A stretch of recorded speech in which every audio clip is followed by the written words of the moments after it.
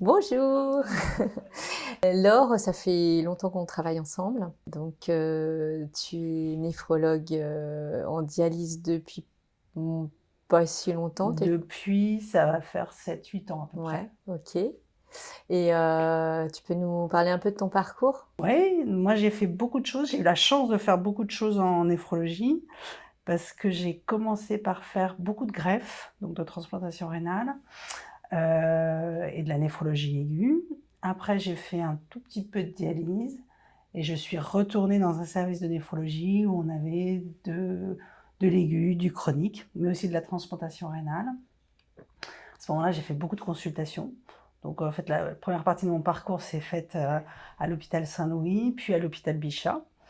Et puis, à un moment, j'ai voulu changer de vie. Et donc, je me suis tournée vers la dialyse. Et donc, maintenant, ça fait 5 ans que je suis ici, donc à la clinique Saint-Germain. Il y a un certain nombre de patients qui croient que parce qu'on va faire la fistule, hop, on va commencer la dialyse.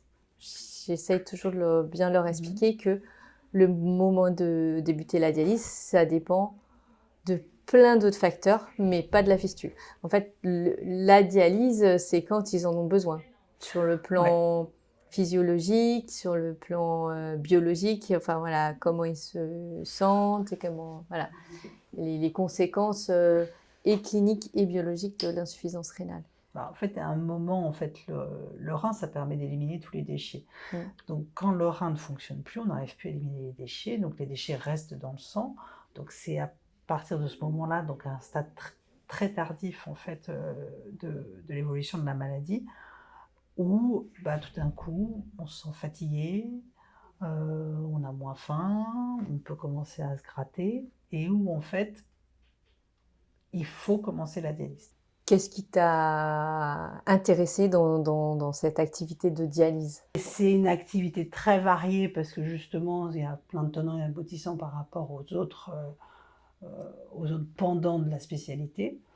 Et à côté de ça, on a un caractère humain qui est fondamental parce que vraiment le patient est au centre de la prise en charge. On les voit 4 heures, 3 fois par semaine. Donc en fait, on a un rapport avec eux qui est très intéressant et très enrichissant, aussi bien pour eux, je pense, et pour nous, en tout cas, ça c'est certain. Tu fais aussi du suivi avant. Enfin, tu suis des patients qui ont une insuffisance rénale chronique qui ne sont pas encore dialysés. Donc en fait, nous, on n'a pas une grosse activité de consultation, donc surtout, on répond aux besoins du territoire, entre guillemets, et où on va suivre donc, les patients insuffisants rénaux chroniques qui habitent proche de la clinique Saint-Germain. Et donc, on les suit à n'importe quel stade de la maladie, aussi bien au stade de dépistage finalement, au stade précoce de la maladie rénale chronique, et dans toute l'évolution de la maladie. Donc certains garderont une maladie rénale stable, d'autres auront des accidents aigus, d'autres évolueront vers la dialyse, vers la transplantation rénale. Donc on a toute cette palette de suivi avec des patients qui sont complètement différents puisque selon le stade de la maladie rénale chronique, ils n'ont pas les mêmes complications et ils n'ont pas non plus les mêmes besoins de prise en charge. Ce qui est sûr, c'est que dans la partie avant la dialyse, on travaille de façon de pair avec nos confrères de l'assistance publique ou des structures un petit peu plus lourdes que les nôtres pour la prise en charge en aigu, pour des diagnostics plus précis, ce qu'on ne peut pas faire ici. Nous, on est un petit peu en deuxième ligne pour ce qui est de la prise en charge. Mais bon, une fois de temps en temps, on va les adresser à nos confrères pour qu'on ait un diagnostic précis et une prise en charge précise qui est plus hospitalo-universitaire. Et puis, il y a toute la prévention, l'éducation des patients.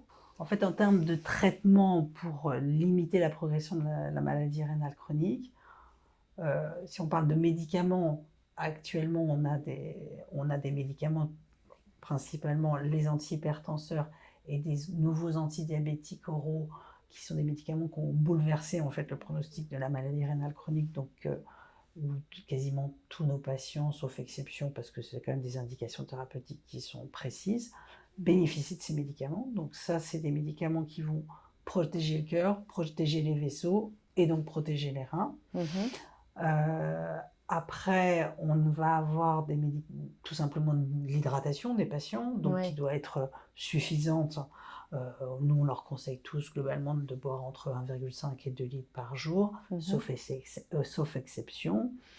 On va discuter énormément de régime parce que le rein, c'est un organe qui permet d'éliminer les déchets. Donc, quand on n'arrive plus à éliminer les déchets ou moins bien, eh ben, on doit juguler les apports. Et aussi quand on est hypertendu, bien sûr. Donc, on va limiter les apports en sel, limiter les apports en sucre pour les patients qui sont diabétiques. Et quand le rein, en fait, devient défaillant, on a un certain nombre de fonctions qui sont plus assurées. Comme l'élimination du phosphore, comme la fixation du calcium. Donc tout ça implique des règles hygiéno-diététiques et un vrai traitement. Dans les autres traitements, parce que donc, on a parlé des 2 médicaments, donc on parle aussi vraiment du régime. Ce qui va avec, c'est bien sûr l'arrêt du tabac, l'alcool, et puis une activité physique régulière. Donc ça, vraiment, on les pousse à garder une activité importante tout au long, parce que de toute façon, on sait qu'en termes de survie, c'est fondamental, en termes de survie cardiovasculaire, et donc le rein, de toute façon, ça englobe tout ça. À quel moment est-ce que on va dire bon, ça va être le moment de préparer l'hémodialyse et donc de préparer à la fistule artério-veineuse? En fait, on ne sait jamais forcément à quel moment on va commencer la dialyse. Bah oui, on ne peut pas deviner quel moment exactement. Voilà. On ne sait pas quand est-ce qu'on va commencer. On sait qu'il y a une grande variabilité individuelle. On sait qu'un accident aigu peut précipiter les choses. On sait qu'il y a des patients qui vont rester sans dialyse pendant très longtemps, alors que d'autres vont l'être dans un mois. Donc on a vraiment une variabilité individuelle qui est énorme. Donc moi j'ai tendance malgré tout à le préparer tôt, parce que pour pas que ça se fasse en urgence, en fait. Parce que le problème de la dialyse en urgence, c'est du jour au lendemain, on se retrouve dans un lit branché à une machine. Et donc, ça peut être un état aigu si jamais ça n'a pas été préparé, avec des risques de complications vasculaires, neurologiques, cardiaques, qui sont quand même qui sont pas du tout négligeables. Moi, je leur propose d'envisager la fistule vite et d'être vu par un chirurgien rapidement pour qu'on ait un abord vasculaire. Et cet abord vasculaire, à partir du moment où il est confectionné, à partir du moment où il est fait, on l'utilise quand on veut. J'ai aussi eu des patients, et plusieurs, ça m'est arrivé plus d'une fois, pour qui la fistule a été faite entre guillemets trop tôt, parce que c'est pas toujours simple en fait. Ah ça, je te dis pas le contraire. Et que on leur demande, alors moi je leur demande toujours, je leur explique, je sais qu'ils sont réexaminés en consultation de néphrologie, et je leur demande de faire des échodopplères tous les 3 mois. Mais ils ont déjà plein de choses à faire, donc l'échodoppler tous les 3 mois, des fois ils oublient un moment. Donc voilà, et des fois il se passe des choses, et quand ils ont perdu un segment veineux inutilement, surtout quand c'est un petit peu difficile et que là c'est mal vécu d'avoir tout à recommencer, de refaire des explorations, refaire une première chirurgie, une deuxième de superficialisation, etc. C'est difficile. Donc c'est vrai qu'il faut qu'on trouve ensemble le bon moment.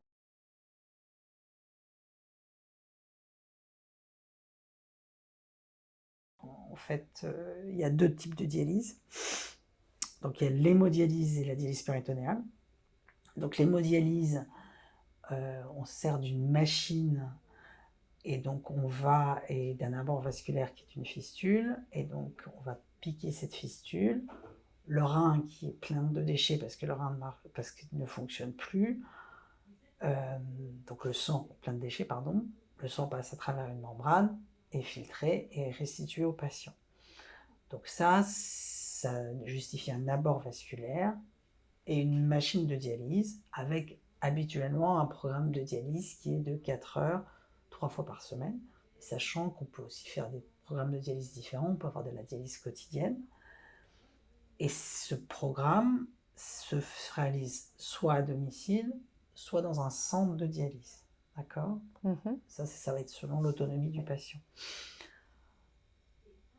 Et à côté de ça, on a un autre type de dialyse qui est la dialyse péritonéale. D'accord ? Donc là, ce qu'on fait, c'est que, à la différence de l'hémodialyse, on utilise une membrane synthétique, d'accord ? On utilise la membrane du ventre, donc du péritoine, pour faire les échanges. Donc on va infuser du liquide dans le ventre avec un petit cathéter, des échanges se créent, et au bout d'un temps de stase donné, on va drainer ce liquide qui va permettre d'épurer les toxines. Ok. Donc ça, c'est une technique qui se fait exclusivement à domicile. Quand vous avez parlé de la transplantation, on n'a pas été plus loin. À qui on peut proposer une greffe? Quelles sont les grandes étapes? La transplantation rénale, on peut la proposer à tous. En tout cas, ce qui est clair, c'est qu'on se pose la question. On se pose la question. On engage rapidement de faire un bilan complet, parce que ça justifie un bilan complet, parce qu'il faut que le patient aille bien, entre guillemets, qu'il n'y ait pas de soucis cardiovasculaires, qu'il n'y ait pas de soucis digestifs, qu'il n'y ait pas de soucis infectieux. Et on questionne nos confrères transplanteurs en disant: qu'est-ce que vous en pensez? Est-ce qu'on peut proposer la transplantation rénale à ce patient? Ça, c'est un cheminement qui est important, parce que je pense que c'est en tout cas l'équipe de transplantation qui est le plus à même de décider si on peut ou pas envisager la transplantation, et de voir s'il y a une contre-indication ou s'ils pensent que c'est pas envisageable. Donc ça, c'est quelque chose qu'on envisage quand même pour pas quasiment tous les patients, mais presque. Et notamment toujours le donneur vivant et le rein de cadavre. Donc ça, on l'envisage, et on l'envisage très tôt. On l'envisage tout de suite. En tout cas, pour tous les malades, on a des associations de malades qui peuvent aider les patients pour la compréhension, pour qu'ils aient des contacts. Après, ça pourrait être tout simplement partir en vacances, pour qu'ils aient aussi tout simplement des soutiens. Donc les principales associations, ça va être France Rein, Rénalou, qui sont les grosses associations de patients dialysés. Après, il y a des associations d'infirmières de dialyse aussi. Donc ça, et des associations aussi spécifiques pour certaines pathologies, notamment je pense aux patients polykystiques. Il y a des associations des patients atteints de polykystose hépatorénale. Donc ça, nous, on leur en parle toujours, parce qu'elles ne sont pas très connues forcément, on ne les voit pas, le grand public n'est pas au courant.